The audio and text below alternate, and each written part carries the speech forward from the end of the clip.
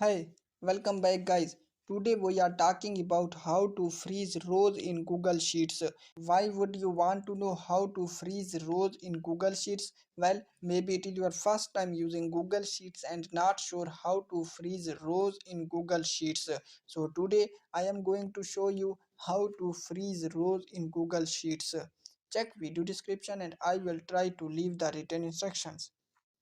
Freezing rows in Google Sheet is quite simple and easy to do, and the process is same for iOS and Android devices. Let me show how you will freeze rows in Google Sheets.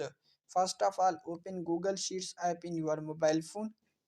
Now in this new screen, first select any sheet you want to edit. Now I will choose this. Here are few rows in my Google Sheets. Now I want to freeze first 20 rows. Then first select rows number 20 and then click on it. Now click on three dots and then click on freeze and your rows has been frozen. So there you go. If you were wondering how to freeze rows in Google Sheets, that is the easiest way I know. If you know another way, please leave a comment below. Be sure to subscribe for more videos.